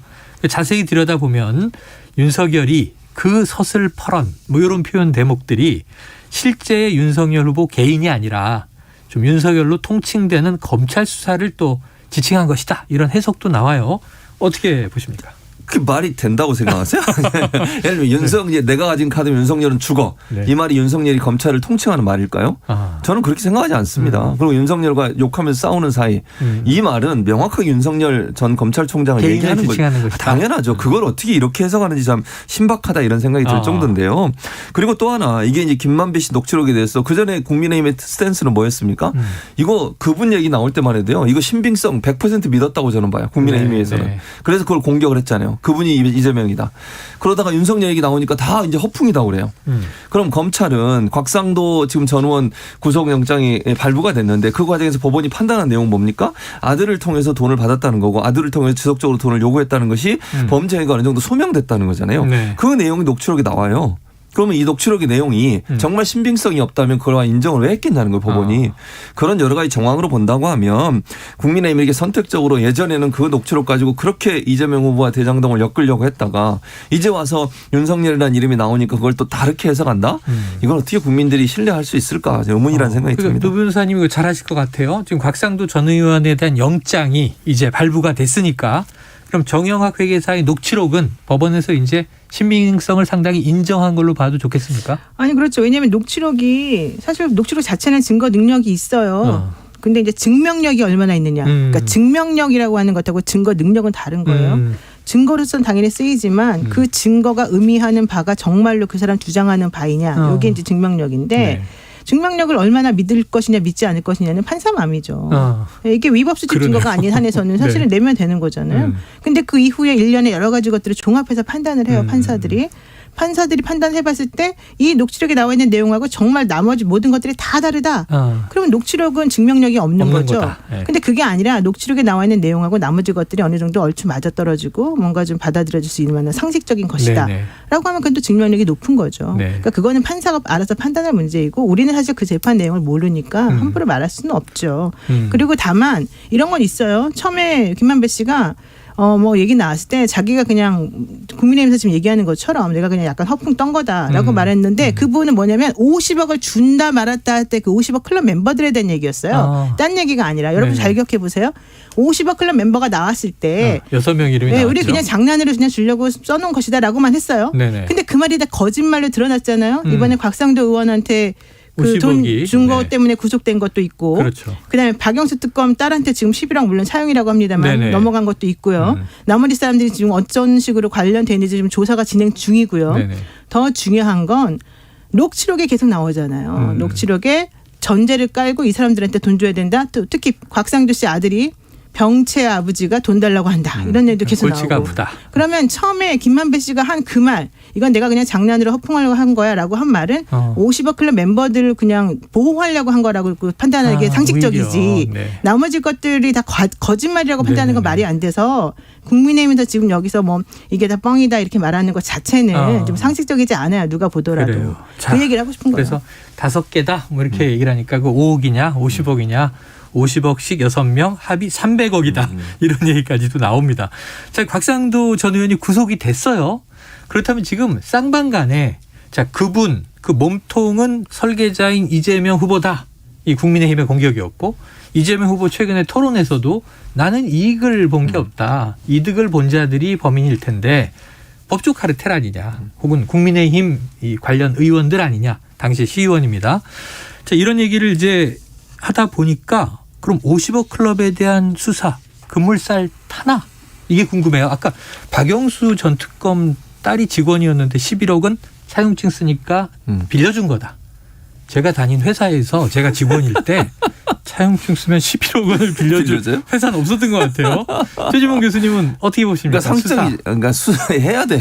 해야 급물살 돼요. 탑니까? 아니 급물살을 타길 바라고요. 그렇게 될 거라고 봐요. 왜냐하면 곽상도 전 의원이 일단 구속이 됐잖아요. 네. 그럼 당연히 수사의 동력은 확보가 된 거잖아요. 관련된 사람들의 수사를 계속 해야 된다고 저는 보거든요. 왜냐하면 이게 김만배 씨가 어쨌든 그 범죄의 상당성이 소명됐다고 하는 것은 네네. 50억을 주겠다고 한 그 약속이 어느 정도 사실에 가깝다고 하는 증명일 수 있는 거잖아요. 소명은 됐으니까. 아직은 뭐 제가 100% 단정적으로 얘기할 수는 없지만 그렇다고 하면 나머지 지금 이름이 거론되는 분들도 어떤 형태로는 돈이 지급했을 가능성을 전혀 배제할 수 없어요. 물론 제가 아까도 말씀드렸어요. 나머지 분들이 돈 받았다 이렇게 단정적으로 얘기할 수는 없지만 곽상도 전 의원의 이 구속영장 발부를 어떤 기초로 해서 다른 분들도 그런 비슷한 형태의 혜택을 받았을 가능성을 우리는 추측해 볼 수 있다는 거죠. 그럼 당연히 검찰이 수사를 해야죠. 이 부분에 대해서. 지금까지 수사가 제대로 안 됐잖아요. 그래서 이제 곽상도 전 의원이 구속이 됐으니 이 이후에 다시 이름이 나왔던 5명에 대해서 저는 수사를 반드시 해야 된다. 그러니까 다른 분들의 수사를 안 한다고 하면 검찰이 제대로 수사를 안 한다는 얘기밖에 안 되는 것이고 특히 지금 가장 논란이 되는 게 박영수 특검이잖아요. 네네. 이 부분에 대해서 명확하게 11억 지금 아까 말씀하신 아무리 회사가 직원한테 11억을 차용을 해줍니까? 그건 좀 상식적이지 않잖아요. 아니, 누가 봐도. 놀라운 일이 많아요. 50억 퇴직금, 네. 11억 빌려줘. 그리고 또 아파트도 반값에 어쨌든 저렴한 가격으로 구입을 하셨잖아요. 근데 이런 부분은 좀 납득이 안 가요. 그러니까 상식적인 선에서 납득이 안 된다면 검찰은 당연히 수사를 해야 되고 이 부분에서 조사는 2번인가 했잖아요. 조사는 2번을 한 걸로 알고 있는데 어떤 결과가 나오지 않고 있어요. 그래서 의혹이 계속된다고 하면 검찰이 명확하게 이 부분이 정말 문제가 없다면 왜 문제가 없는지 밝혀야 되지 않겠습니까? 그런 부분에 수사는 저는 진행될 걸로 봅니다. 자, 그래서 뭐 6명의 명단이 나온 지는 오래됐습니다. 권순일 전 대법관, 뭐 최재경 전 민정수석 여러 명이 있는데 그중에 지금 이제 곽상도 전 의원 구속됐고 그다음이 박영수 전 특검 같아요. 여러 가지 이제 수상한 정황들이 나왔다는 보도가 있어요. 근데 그렇다면 박영수 전 특검의 수사가 본격화된다면 이게 윤석열 후보에게 무슨 좀 치명적인 관련이 있을 것이냐. 그게 이제 정치, 대선을 앞두고 궁금한 대목인데 노 변호사님 뭔가 연결고리가 있습니까? 글쎄요. 한 달밖에 안 남았기 때문에 뭐 윤석열 후보까지 직접적으로 뭔가 타격을 줄 만한 그런 게 나올 것 같지는 않아요. 네, 다만 이제 수사의 속도나 흐름으로 보면. 그럼요. 박영수 특검을 조사를 하게 되면 사실은 지금 나와 있는 것만 해도 의심스러운 부분들은 많죠.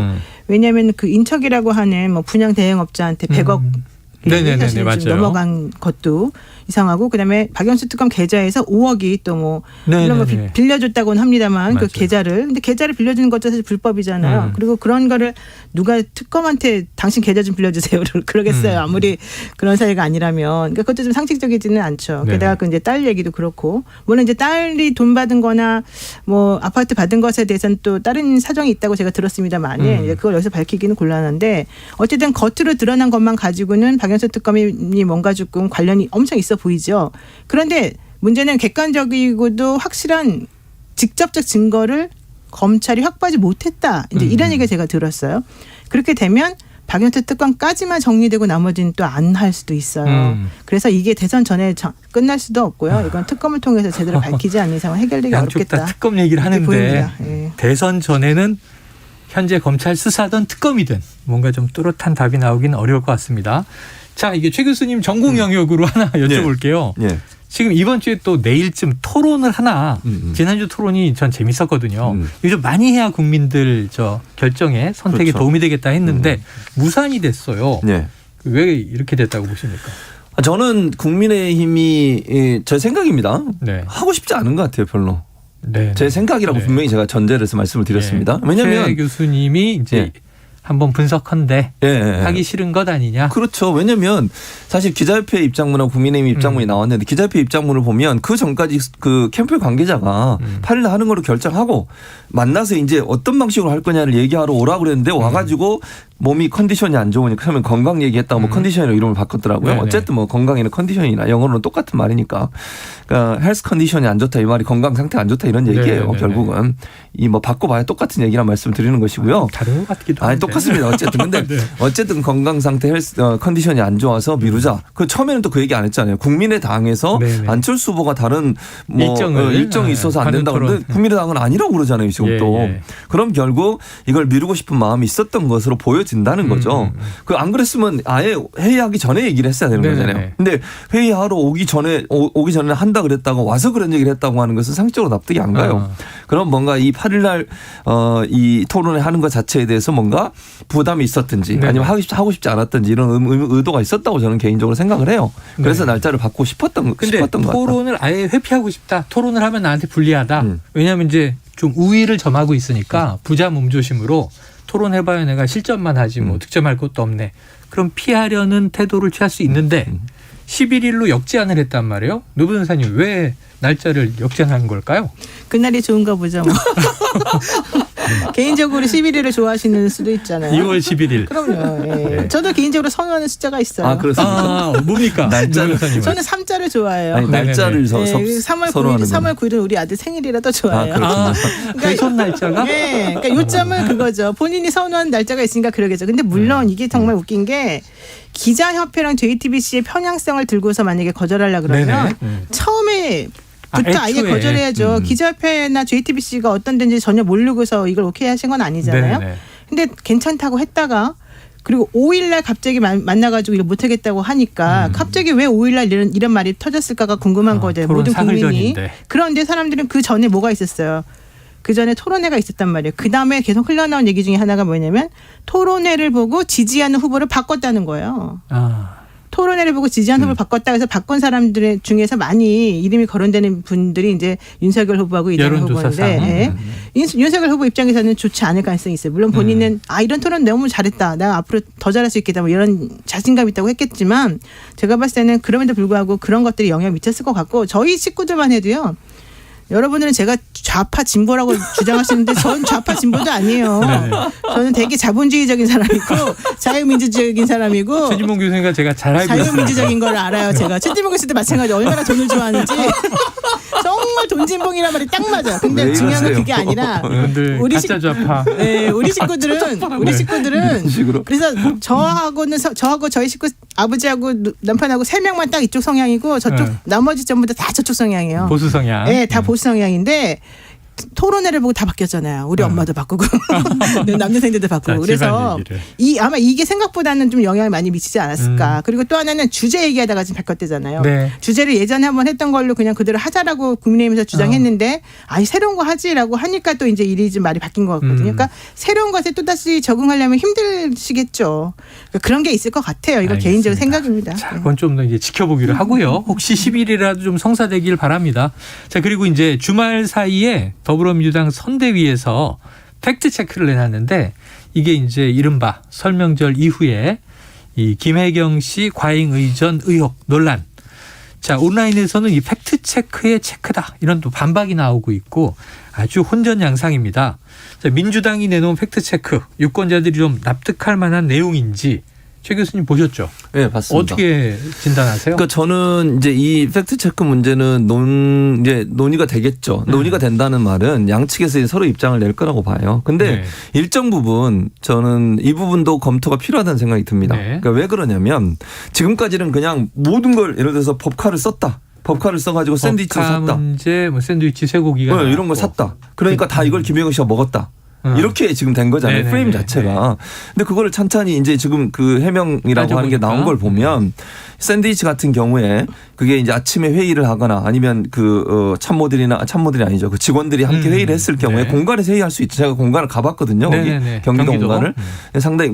상당히 크고 그 회의하는 장소도 있고 신해동은 사저고 경기도지사 공간이 따로 있어요. 네. 거기는 되게 넓어요. 넓고 밑에 1층은 이렇게 만찬할 수 있도록 넓게 식탁도 돼 있고 이래요. 저랑 같이 갔나요? 저는 옛날에. 그랬군요. 저는 김문수 도지사 시절에. 그러시군요. 어쨌든 그랬는데 거기서 저도 식사를 해봤는데 그때도 한 10명 이상 가서 식사를 했거든요. 근데 여기 이제 여러 가지 서빙을 하게 되잖아요. 음식도 나오고 이제 그 회의하면서 먹었다고 지금 얘기를 하고 있어요. 그러니까 이 부분은 확인이 필요하다는 생각이 들어요. 그러니까 지금까지 언론에서는 모든 걸 다 마치 이제 법인카드는 아니죠. 그 공무원 카드로 쓴 복지카드인가요? 비서실에서 쓰는 의전용 복지카드. 그 카드로 모든 걸 사서 다 복지카드는 아닌 것 같아요. 법인카드가 맞는 것 같아요. 그러니까 이재명 후보가 쓴 것 중에 예를 들면 아들 퇴원비 같은 경우는 개인의 복지카드를 썼고 그러니까 이게 다 섞여서 지금 말을 하는 거예요. 공간에서 사용되는 물건도 사면서 같이 섞여 있을 수 있다는 거죠. 근데 그 부분은 명확하게 할 필요가 있다. 그러니까 지금까지 그냥 모든 걸 김혜경 씨가 다 개인이 다 먹은 것처럼 이렇게 돼 있잖아요. 그 부분은 분리할 필요가 있다는 생각이 들어요. 만약 그중에 뭐가 있다면 어떤 거는 김혜경 씨가 사용하신 거고 어떤 거는 아니면 정말 그 업무상으로 필요해서 산 건지 하는 부분은 구분이 필요하다는 생각이 듭니다. 자, 이게 이제 국민들이 좀 납득할 수 있을 것인가가 이제 관건일 텐데 대선 30일 앞두고 송영길 대표가 오늘 인터뷰에서 내놓은 말이 있습니다. 듣고 오죠. 이미 그 후보께서도 사과를 했고 김혜경 여사도 이야기를 했잖아요. 이분들이 행정직 공무원이 아니라 별정직 공무원입니다. 별정직 공무원이라는 것은 이런 비서 업무, 공간 업무를 하기 위해서 고용을 한 분 아닙니까? 그렇더라도 이게 잘못된 것이 있다면 당연히 사과를 해야 되기 때문에 그 문제를 사과를 했는데 잘 모른다는 거죠. 그런데 얼마나 그게 그러면 그걸 일일이 다 녹음하고 처음부터 뭔가 왜 어떤 억울한 점이 있어서 그런지 잘 이해가 안 되는 게 있는 것 같습니다. 저도 내 아플 때 내 약을 제 비서가 사다 줄 때가 있거든요. 네, 듣고 오셨습니다. 자, 그런데 이제 이 좀 공세가 바뀐 거 아니냐? 이 제보자에 대해서 의혹과 문제를 제기하는 것이다. 이런 민주당의 대응이 바람직하냐 아니냐 이런 논란도 있어요.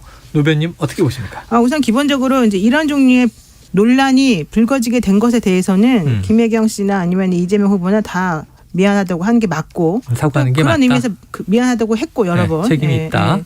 그런데 또 들어보니까는 뭐 지자체나 이런 데서 사실 이런 식의 관행이 조금 있었다는 것 같아요. 근데 그런 관행은 잘못된 거니까 당연히 그거는 고쳐야 되는 거죠. 네. 그리고 아까 최진봉 교수님 말씀하신 것처럼 그럼에도 불구하고 팩트가 맞는 게 있고 안 맞는 게 있으니까 네네. 그런 것들은 좀 구분을 해줘야 돼요. 예를 들면 빨래를 시켰다. 이건 다 사실이 아니라는 거예요. 빨래 시키지 말라고 하지 말라고 메모까지 남겨놨다는 거예요. 네. 근데 본인들이 왜 그렇게 했는지 모르겠지만 어쨌든 그런 태도 그다음에 실질적으로 이 분이 객관적인 제보를 하려면 그럼 공익제보자로서 뭔가 좀 조치를 취하면서 하든가 가로세로 연구소에 이거를 보냈다는 거잖아요. 그리고는 사람들이 목소리 나가서 알아볼 것 같으니까 호텔에 전전한다. 나 돈 없으니까 후원 계좌 열었다. 돈 내놔라.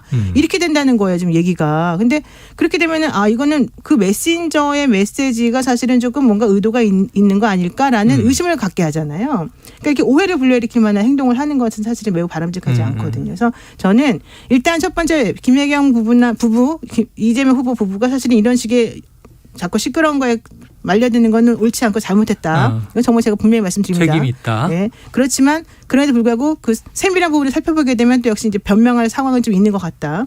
그다음에 이 메신저라고 하는 사람의 행동을 보게 되면 좀 납득할 수 없는 부분이 좀 있으니 그것들에 대해서는 좀 감안해야 된다. 그리고 무엇보다 다 인정한다 그러더라도 이 모든 걸 다 인정한다 그래도 사실은 예를 들면 회의하면서 샌드위치 값을 내 개인 카드로 내느냐 회의하는 거니까 뭐 이 회사 카드로 내느냐 이 정도의 문제 이 정도는 잘못해서 해놓은 문제하고 정말로 이 국정을 농단할 만한 그런 위험성 있는 사람의 행동하고는 같이 취급하면 안 된다. 이걸 말씀드리고 싶어요. 네. 자, 그래요. 그런데 이제 지금 대선이니까 유권자들의 정서가 문제예요. 오히려 이게 윗사람의 책임이다. 이 부하 직원이 잘못했다 할지라도 그럼 그냥 엎드려서 읍소하고 사과하는 게 좋은 전략이냐. 이 용서를 받는.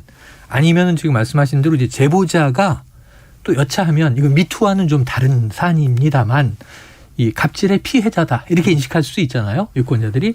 그랬을 때 그 메신저를 공격하는 게 과연 좋은 방법이냐 하는 것에 대해서 대선에 이 유불리한 이제 영향을 미치는 걸 볼 때 최 교수님은 어떻게 보세요? 그러니까 메신저를 너무 강하게 공격하는 것은 부작용이 있을 수 있어요. 그러니까 무슨 말씀을 드리고 싶은 거냐면 일단 배모 씨가 했던 행동은 분명히 잘못됐어요. 5급 사무관. 네, 5급 사무관. 그 배모 씨는 그건 갑질로 볼 수 있는 얘기들이에요. 그 녹취록 나온 걸 보면 그건 정말 잘못됐어요. 그런데 다만 거기서 그러면 이재명 후보와 김혜경 여사와 연결성이 있느냐 하는 부분은 또 다른 차원으로 봐야 되는 거예요. 그러니까 1차적으로 보면 배모 씨의 행동이나 태도가 그 7급 일하신 분 있잖아요. 그분한테 했던 행동은 분명히 잘못됐어요. 그거는 당연히 비판받아 마땅하다고 저는 봅니다. 근데 배모 씨는 본인의 충성심 때문에 그렇게 했다고 얘기하고 아직까지 그러면 이재명 지사나 아니면 당시에 김혜경 여사가 그걸 알았냐 하는 부분은 또 다른 차원에서 우리가 접근해 봐야 된다는 점. 그래서 저는 메신저를 공격할 때 그 부분을 배모 씨가 했던 부분들까지 정당화시키면 안 돼요. 그건 분명히 잘못됐으니까 사과해야 한다고 저는 봅니다. 그래서 그 부분은 분명히 잘못됐고 또 하나 이제 7급 그분의 행동에서 우리가 또 정치적으로 어떤 파장을 불러일으키는 부분들에서는 일정 부분 문제를 제기해야 돼요. 제가 이제 얘기하고 싶은 건 아까 노변호사 얘기한 거에 플러스해서 하나를 더 얘기하고 싶은 것은 이 녹취록을 조금씩 지금 잘라서 얘기를 하고 계세요. 이 부분은 오해를 사기가 충분해요. 그러니까 무슨 말이냐면 본인이 당했다. 좋습니다. 이해합니다. 저는 그분이 당한 일이 너무너무 안타깝고 그 배모 씨가 잘못했다고 생각해요. 그럼 폭로를 하실 때 한꺼번에 하셔야 돼요. 왜냐하면 이건 대선에 민감하게 영향을 미치는 사안이에요.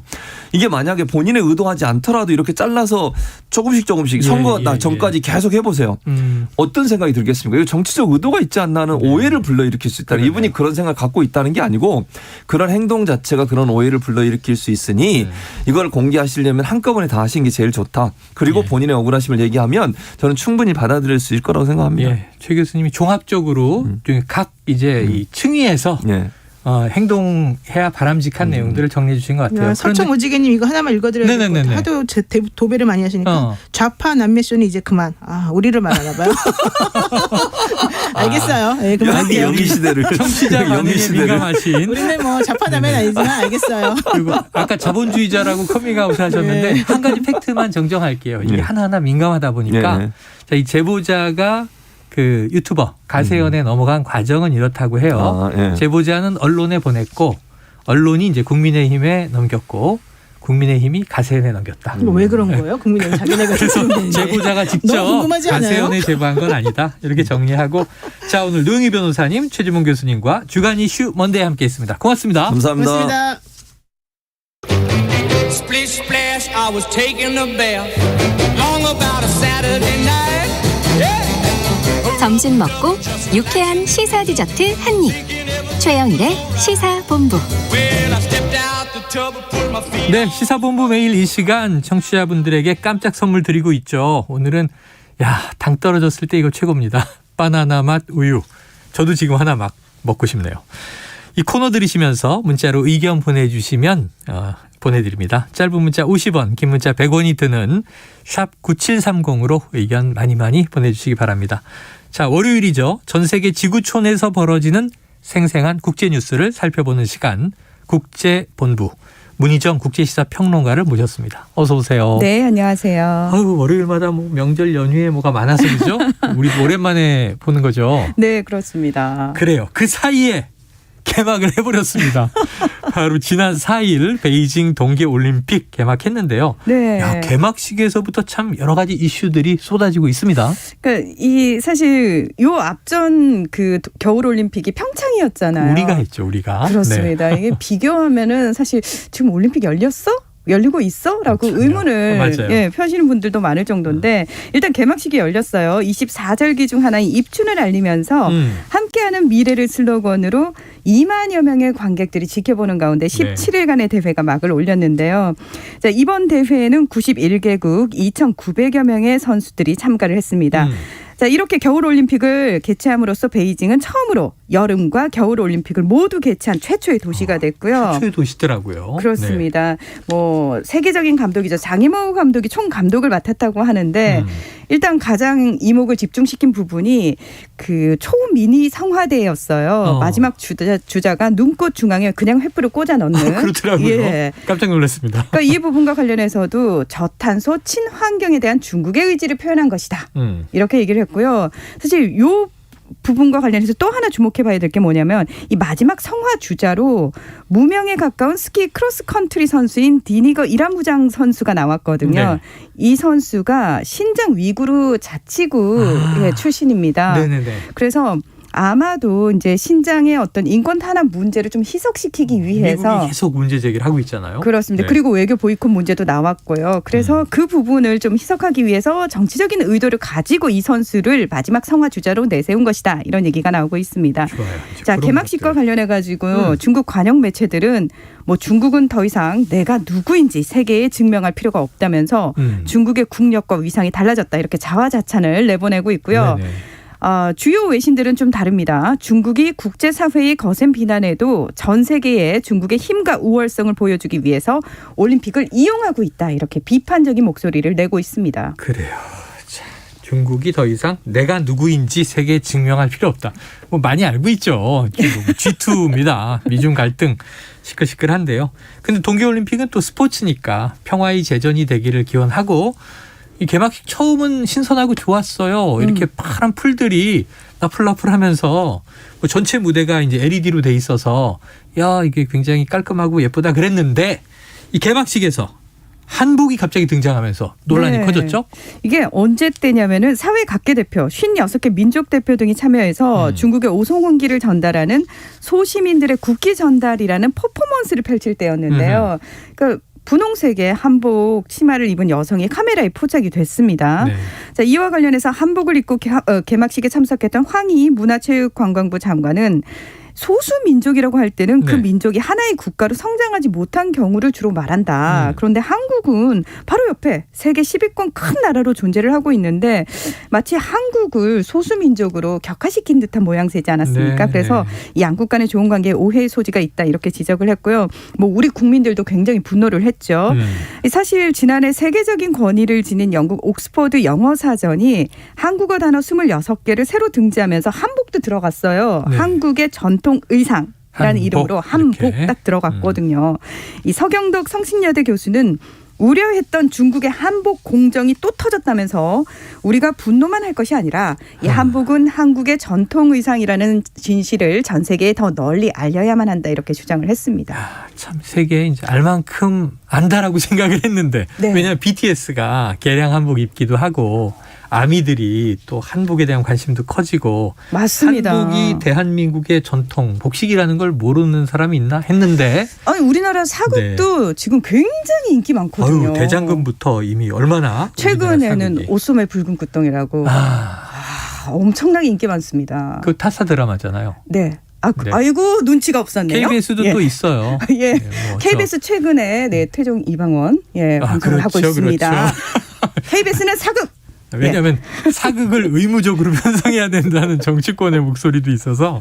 네. 자, 그런데 이제 한복이 우리나라 옷이라는 건 많이 알고들 있지만 중국이 이것을 이제 소수민족의 복식으로 폄훼한 거 아니냐라는 안타까움이 있어서 그런 건데. 자, 이거는 이제 황희 문체부 장관이 또 밝힌 바도 있습니다. 네. 정부에서 공식적으로 항의하진 않겠다. 하지만 이 문제는 좀 엄중히 다룰 필요가 있다. 올림픽을 취재하던 기자가요. 네. 생방송 도중에 끌려나가는 일도 있었다는데 이건 왜 그런 겁니까? 중국 같은 경우에는 인터넷이요. 해외 사이트는 접속이 안 됩니다. 만리 방어벽이 있어서. 중국에 가면? 그렇습니다. 네. 절대로 안 되는데요.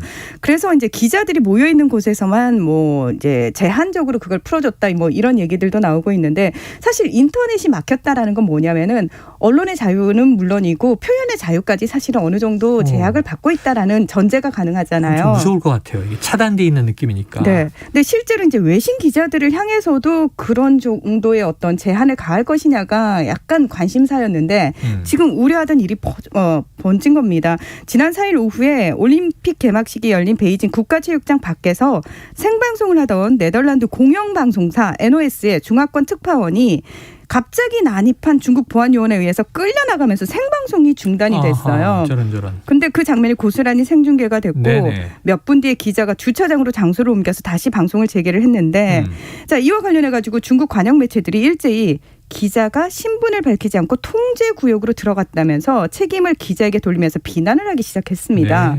근데 이에 대한 IOC 국제올림픽위원회의 태도가 더 문제였는데 하루가 지난 뒤에 IOC가 열정적인 보안 요원의 개인적인 일탈이었다. 이렇게 치부하는 해명을 내놓은 겁니다. 네네. 하지만 이 이제 피해를 입은 기자가 아니 나는 그 당시 제대로 된 설명도 듣지 못했고 쫓겨났을 뿐만 아니라 우리 조명도 압수당했다 이렇게 얘기를 했고요.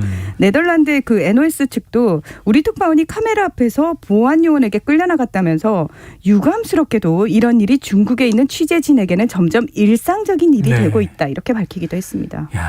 예, 올림픽을 통해서 문화 선진국이라는 걸 알리려고 하는 중국이 이건 좀 아닌 것 같다는 생각이 드네요. 자, 중국의 상황도 우려스럽지만 이런 문제에 대해 적극적으로 대응하지 않는 아까 꼬집어 주신 IOC의 태도가 심각하다 이렇게 좀 느껴지기도 하는데 자, 다음 이슈는요. 여전히 긴장감이 고조되고 있는 우크라이나 상황.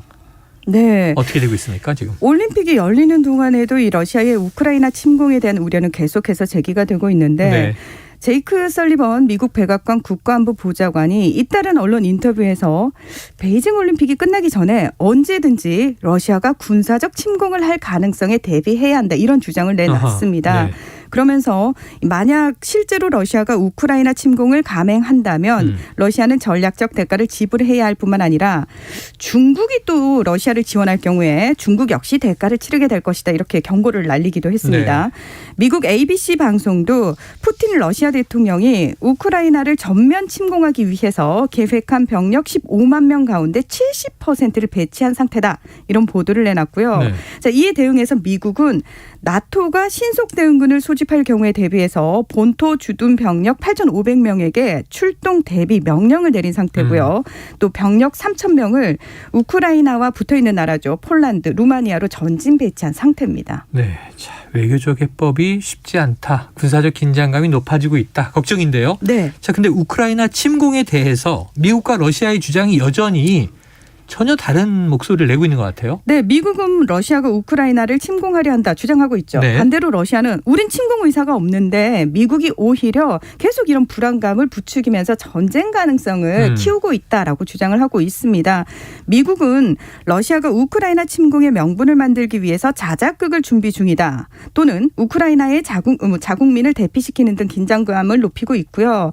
러시아는 관련 내용에 대해서 모두 부인을 합니다. 그러면서 서방 국가가 우크라이나의 안보를 걱정하는 것이 아니라 러시아의 발전을 막고 봉쇄하기 위한 의도를 가지고 이런 식의 긴장감을 고조시키는 것이다. 이렇게 주장을 하고 있습니다.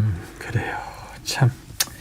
자, 그럼에도 불구하고 양국 모두는 대화의 문을 일단 열어놨어요. 네. 그래서 외교적 해결의 가능성은 있다라고 얘기는 하고 있습니다. 있다. 지켜보도록 하죠. 네. 이 와중에 또 블룸버그는요. 실시간 러시아 우크라이나 침공. 이거는 잘못된 오보로 미리 준비했던 문자가 나갔던 걸로 확인이 됐습니다. 그만큼 지금 일촉즉발 아슬아슬하다는 얘기죠. 그렇습니다. 다음 주 국제본부 시간에는 우크라이나 사태가 좀 누그러져 있길 기대해 봅니다. 자, 국제본부 문희정 국제시사평론가와 함께했습니다. 고맙습니다. 네, 고맙습니다. 네,